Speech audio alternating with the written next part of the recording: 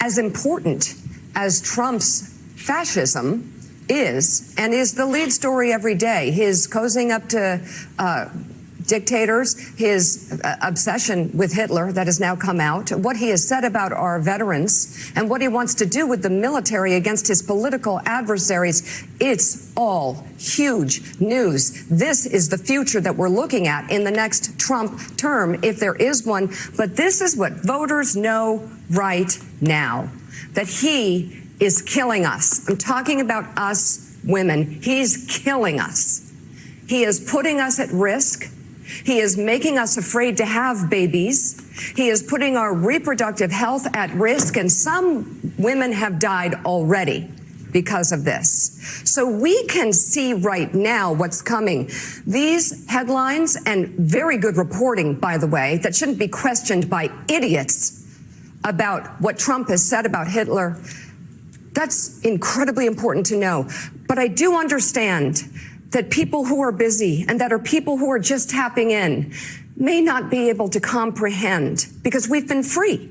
We've been comfortable. We cannot comprehend that. And I understand that. I validate that it is hard to go from here to there. It is where we're going. I hope we don't find out the hard way. But what's happening with women right now is real, and it is plain. Wow, wow, wow, folks. Just when you thought that the rhetoric couldn't be ramped up even higher, that the sheer idiocy, I mean, Mika Brzezinski was literally having an emotional breakdown during that rant. I mean, that was just absolutely, she was almost ready. I think she was on the verge of tears. She was on the verge of an emotional collapse. What else do you expect from a feminist? Tell me. I thought feminists were supposed to be strong, sturdy women, sure of themselves, capable of themselves. Mika Brzezinski? Every time I see her on TV, the amount of stupidity, the arrogance, the condescension, the enmity, the hate that she has for a majority of the people that have a different opinion than she does, and her idiot husband, Joe Scarborough, these two whack jobs, they deserve each other. And for her to say that every time they have no valid argument for whatever it is that they're complaining about, crying about, whining about, ranting about, obsessing about, it goes back to Hitler, that Donald Trump is like Hitler, or quotes Hitler, or reads Mein Kampf every day.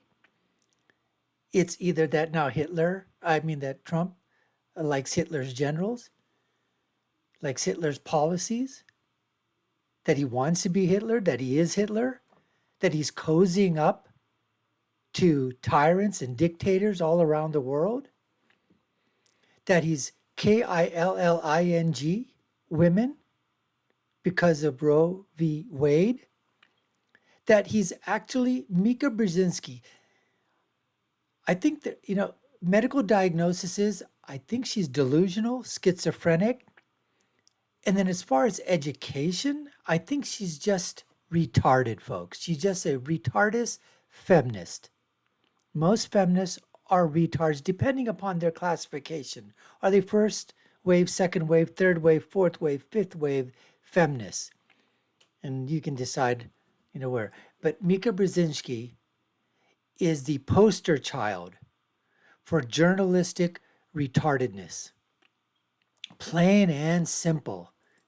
I mean, she's actually saying that Donald Trump is,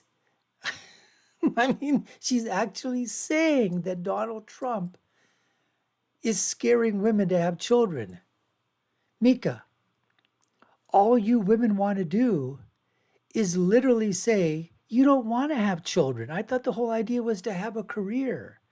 And if you decide to get pregnant and then you are having a child, a baby, your term, I'm surprised you didn't use the word fetus or clump of cells, then you want to MURDER it. You want to KILL it. There, spelled it out for you. That's what you want to do. You don't want to have babies. And if you do decide that you want to have babies, then after a while you decide, after a couple of months or within a month or after, 8, 9 months, you decide, yeah, I changed my mind. It's time to KILL. It's time to MURDER. That's what it's time to do. And you are actually throwing that onto President Trump as if he's the one that's making you do it. I mean, the juxtaposition in that is just absolutely insane, folks. Absolutely insane. These people are absolute effing whack jobs. They're not journalists. These are whack jobs. They are just the amount of lying, the amount of their eyes, knowing full well that these people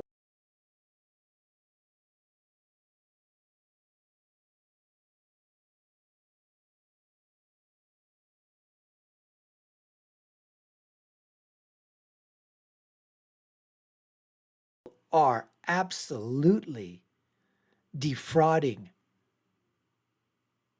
the public, their audience, with the lies that they peddle each and every single freaking day. And if you think this rant was something, just listen to that old fogey James Carville. This guy, every time I see him, it looks like that he's in a a chair laying back like this, grumpy old grandpa. It looks like he's in an old folks home in a retirement village and is ready to basically, go at any time. But then he comes out of it and then he starts ranting and raving and, Orange Man bad. I mean, he also he's got PMS too. I think, Carville, you know what? You whine and complain and cry even more than the feminist women that come on these shows. So let's listen to the whiny, crying rant of Carville.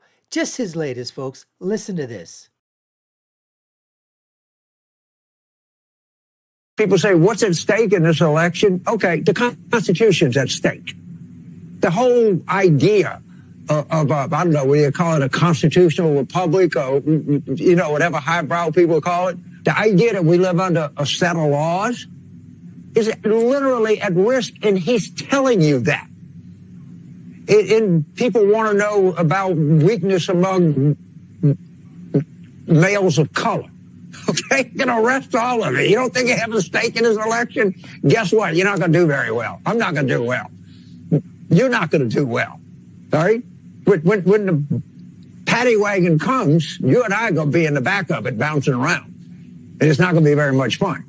And they will tell you, the judge said, I'm sorry, Mr. Melville, I'm sorry, Mr. Carville. Mr. Trump said he was going to get rid of the Constitution. I have no choice but to enforce the democratic norms of this country. Maybe that'll happen. Again, folks, just absolutely incredible drivel, incredible verbal diarrhea, not to mention the diarrhea that Carville is sitting in that is basically soaking his diapers as he's in his old folks' home over there. But I mean, sometimes sometimes I just wonder, do they just spout it? Is this like WWE of politics that you just go out there and it's all fake stuff that they're just saying? And then after they're done, they go back and they go, yep, said that. A little bit, bloviating over here, a little bit, went a little, I don't think I went too far over there, but I think I did my job today. And these people are just absolute. I mean, to say that they said this in 2016 after he won, that Trump was going to basically get rid of, Miranda rights, habeas corpus, and just lock everybody up and be the dictator. That's what he wanted to do. They told that to us for 4 years while he was in office. They've told that to us for the 3.5 years that he's been out of office, that he just can't wait. He's chomping at the bit to come back to be a Genghis Khan, a Julius Caesar.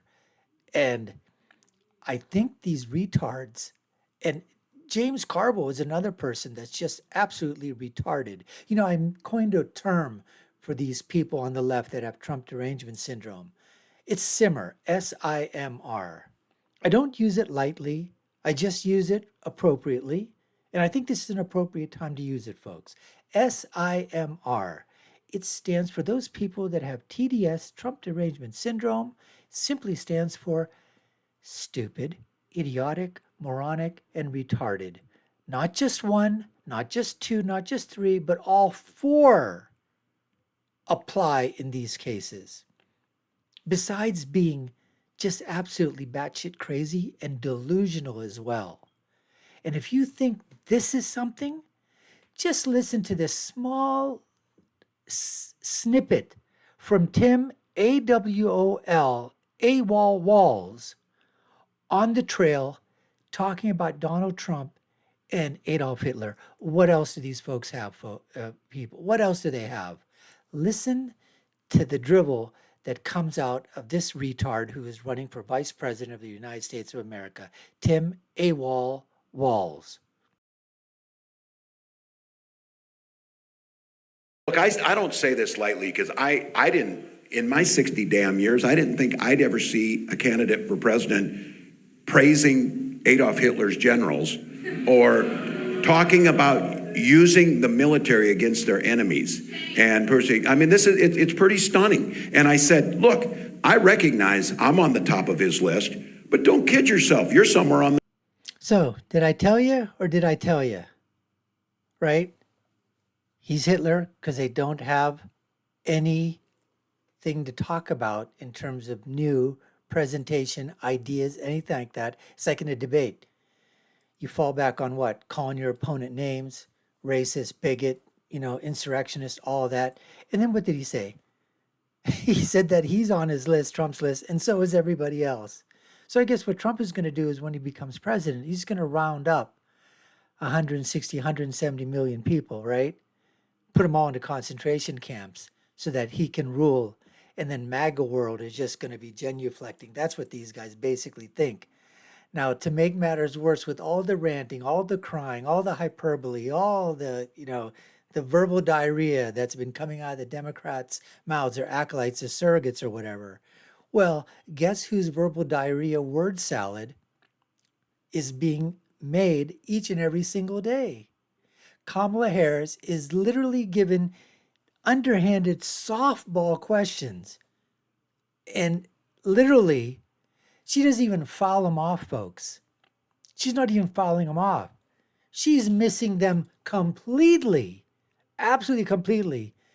The disaster town hall with CNN and Anderson Cooper. Oh, that was an absolute disaster. A disaster, folks. Even the legacy media, the alphabet networks, are just trying to put some shoe polish on it, but they just can't. It's just not polishing. The crapola is still shining, is still coming through. You just can't bump over it. Listen to what Kamala Harris is asked a question about whether or not she's for a border wall. And again, this lady, she's not smart, folks. She just isn't. She's just stupid. And as Donald Trump said, and I agree with him completely, and 1,000%, Kamala Harris is just retarded, folks. Retarded. I mean, I think we could get a first or second grader to parrot better answers to these questions. And she's running for the presidency of the United States. We have a mentally handicapped idiot that's running. Listen to her answer on this question that she should absolutely knock out of the freaking park, folks. Listen to this. Of a southern border wall continue in your administration? I will tell you that my highest priority is to put the resources into ensuring that our border is secure, which is why I've been very clear. I'm going to bring back up, as president, that bipartisan border security bill and make sure that it is brought to my desk so I can sign it into law. The biggest issue that we have right now is that Donald Trump has stood in the way of what would have been a proven part of the solution to the bigger problem, which is that we have a broken immigration system in America and we need to fix it. And we have the tools at hand, but we have on the other side of this election Donald Trump, who would prefer to run on a problem instead of fixing a problem. I intend to fix the problem in a way that is just about practical solutions that are within our arm's reach if we have the commitment to do it. Again, folks, I'm just stunned. Sometimes the words you're having, like she has word salads when they come out of her mouth. I think sometimes we have word salads that start in our brain because we're listening to somebody who is a complete imbecile.